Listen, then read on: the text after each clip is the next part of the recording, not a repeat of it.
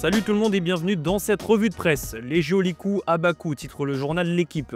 L'équipe de France s'est imposée 3-1 hier en Azerbaïdjan. Une victoire anecdotique puisque les Bleus étaient déjà qualifiés pour la Coupe du Monde. Mais ils ont fait le boulot comme l'écrit la Provence. Malgré une entame catastrophique et l'ouverture du score adverse, les Bleus ont su recoller et gagner sans trop de difficultés. Jean-Philippe Mateta a inscrit son deuxième but en autant de titularisation. Marnès Akliouche et Kefren Turam ont eux marqué leur premier but en équipe de France. Si ce match ne valait rien au niveau comptable, il aura eu le mérite de servir de carte de visite pour bon nombre de joueurs qui avaient des choses à prouver. À visa découvert, maintenant c'est à Didier Deschamps de trancher et de choisir ceux qui l'accompagneront aux États-Unis l'été prochain. Hier, plusieurs joueurs ont marqué des points, à commencer par Akliouche. Au-delà de son premier but en sélection, le Monégasque a été impliqué sur l'égalisation de Mateta. Il a surtout montré un visage beaucoup plus conquérant qu'à ses débuts, de quoi satisfaire Deschamps. Malo Gusto a lui aussi été très intéressant malgré sa culpabilité évidente sur le but adverse. Le latéral droit de Chelsea a été dans tous les bons coups, impliqué sur tous les buts français, ce qui donnera peut-être quelques problèmes à Didier Deschamps sur la concurrence avec Jules Koundé. D'autres en revanche ont été moins en vue, c'est le cas d'Hugo Ekitike quelques jours après son entrée fracassante contre l'Ukraine. Lucas Hernandez et Ibrahima Konaté ont souffert derrière et Lucas Chevalier a été battu sur la seule réelle occasion de l'Azerbaïdjan. Pas de quoi le rassurer après ses dernières performances moyennes au PSG. Un mot sur un autre match qui avait une saveur et un enjeu bien particulier. La République démocratique du Congo a battu le Nigeria au tir au but en finale des barrages de qualification de la zone Afrique pour le Mondial 2026. Les coéquipiers de Chancel Mbemba se rapprochent un peu plus de la Coupe du Monde, une compétition qu'ils n'ont pas disputée depuis 1974. Pour obtenir leur billet, il faudra se qualifier lors du barrage intercontinental qui aura lieu en mars prochain au Mexique. 6 équipes se battront pour 2 petites places, mais la RDC n'a jamais été aussi proche de retrouver la plus grande des compétitions. Du côté du Nigeria, la pilule ne passe pas, tellement pas qu'Eric Chelle, le sélectionneur, a fait de très graves accusations sur la RDC. Pendant toute la séance de tir au but, le gars de la République démocratique du Congo a fait du vaudou, a déclaré le coach des Super Eagles. Eric Chelle a d'ailleurs dérapé après le pénalty de Chancel Mbemba en tentant de s'en prendre à un membre du staff congolais qui aurait eu un comportement insultant envers sa direction, une élimination qui risque de faire beaucoup parler au Nigeria. Direction l'Italie où les années se suivent et se ressemblent. Non Bamos, écrit le Corriere dello Sport pour faire le contraste avec la victoire de Yannick Sinner contre Carlos Alcaraz. L'Italie a été écrasée à domicile par la Norvège, une défaite 4-1 qui va laisser des traces alors que la Squadra Azzurra devait l'emporter par 9 buts d'écart pour se qualifier au mondial. Même si cet écart semblait utopique, l'Italie se voyait au moins gagner ce match et se préparait idéalement pour les barrages. C'est tout le contraire, le flop italien comme l'écrit la Gazzetta dello Sport. Malgré l'ouverture du score très tôt, l'Italie a été dépassée en seconde période par les vagues norvégiennes et le talent offensif des Vikings. A noter le nouveau doublé de l'inévitable Erling Haaland. Gennaro Gattuso, le sélectionneur italien, s'est excusé après cette défaite lourde qui va faire mal aux têtes. Il regrette aussi la longue période sans trêve internationale, de quoi donner le temps aux Italiens de cogiter et de craindre une nouvelle Coupe du Monde passée sur le canapé, à l'image des deux dernières. La presse européenne non plus n'épargne pas l'Italie. Humiliation pour le journal L'équipe.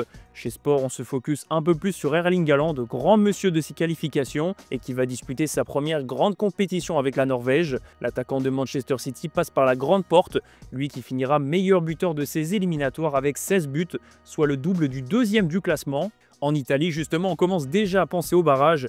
Plusieurs adversaires sont possibles, à savoir la Roumanie, la Suède, l'Irlande du Nord et le perdant de Pays de Galles, Macédoine du Nord dans le groupe J. Avec l'assurance de jouer ce match sec à domicile, l'Italie sera favorite quoi qu'il en soit, mais la Suède et la Macédoine rappelleront sans aucun doute de très mauvais souvenirs à nos voisins. On file en Angleterre où tout va beaucoup mieux qu'en Italie. 8 sur 8 pour les Anglais dans ces éliminatoires avec la nouvelle victoire 2-0 hier soir en Albanie grâce à un doublé d'Harry Kane.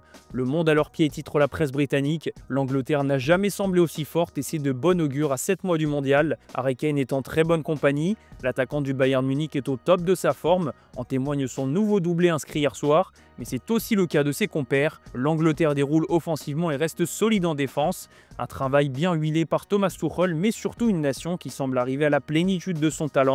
L'objectif maintenant pour l'Angleterre est de régler les derniers détails, à savoir le cas de Jude Bellingham. Le milieu de terrain du Real Madrid n'a pas aimé être remplacé hier en fin de match et il l'a fait savoir. Une scène qui évidemment n'a pas plu à Thomas Tuchel, son sélectionneur. Il faut avoir du respect, écrit le Daily Mail. Ce sont les mots de l'ancien coach de Chelsea qui a recadré directement son joueur. Le comportement est primordial. Des décisions sont prises et il faut les accepter en tant que joueur. Même si quelqu'un n'est pas content, nous ne changerons pas d'avis simplement parce qu'il fait des signes. C'est une mauvaise impression car il devrait s'agir du collectif. Chaque joueur doit accepter les décisions difficiles avant et pendant le match et respecter ses coéquipiers, a lâché Thomas Tuchel.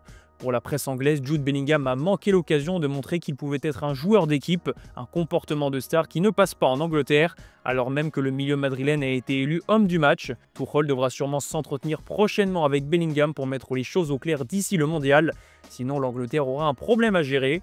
Un petit mot aussi sur l'Irlande. Quelques jours après son succès impressionnant contre le Portugal, l'Irlande a récidivé au bout du temps réglementaire en Hongrie. Une victoire 3-2 qui lui permet de finir deuxième et de disputer les barrages en mars prochain. Troy Story 3 écrit le Mirror pour mettre en avant Troy Parrott, auteur d'un triplé incroyable qui offre à son pays l'opportunité de disputer un barrage pour la prochaine Coupe du Monde. On part au Portugal où la Seleção a décroché son billet pour l'Amérique avec la manière. Une victoire 9-1 contre l'Arménie et sans Cristiano Ronaldo s'il vous plaît. João Neves, serial buteur, écrit l'équipe. Le milieu de terrain du PSG n'avait jamais marqué en sélection avant le match d'hier. Il est désormais à 3 buts. Neves a inscrit son deuxième triplé de la saison. L'ancien de Benfica s'est trouvé une nouvelle vocation de buteur. Il avait marqué récemment contre le Bayern Munich, mais aussi 4 jours plus tard dans le temps additionnel contre l'Olympique Lyonnais. Bref, João Neves est en pleine forme, mais ce n'est pas le seul. Le milieu portugais a carburé, notamment Bruno Fernandes. Le métronome de Manchester United a lui aussi inscrit un triplé, dont un penalty qu'il a tiré en l'absence de CR7. Le Portugal a relevé la tête après la déception survenue en semaine sur la pelouse de Dublin contre l'Irlande. Une manière d'affirmer les ambitions pour le mondial.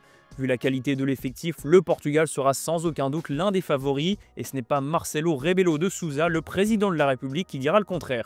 Je vois le Portugal gagner la Coupe du Monde, a-t-il déclaré. Une petite pression sur les épaules de Cristiano Ronaldo et de ses coéquipiers désormais. On va finir cette revue de presse en Espagne avec un débat latéral qui se pose pour le Barça.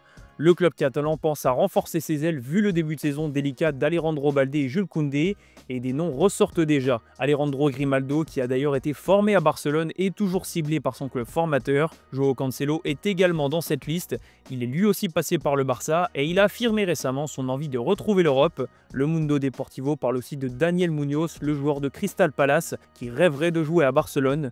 Et il y a des pistes quasi inaccessibles comme Nuno Mendes ou encore Josko Guardiol. Bref, Barcelone va devoir réfléchir. Hendrik lui aussi devrait rapidement quitter la Liga. Le journal AS fait le point sur son dossier. Un accord est quasiment trouvé entre l'OL et le Real Madrid. L'international brésilien, lui, veut aller à Lyon, mais pour le moment, il faut attendre l'ouverture du mercato. En cas de blessure d'ici là, le Real pourrait changer d'avis et décider de le conserver. On va finir avec Ferran Torres, le nouveau buteur de l'Espagne. Le joueur du Barça avait connu des débuts délicats avec la sélection, comme avec son club d'ailleurs. Mais depuis un peu plus d'une saison, Ferran Torres s'est transformé.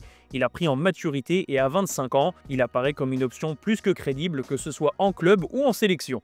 Voilà, c'est la fin de cette revue de presse les amis, merci de l'avoir suivi et on se donne rendez-vous en fin d'après-midi pour le traditionnel JT Foot Mercato.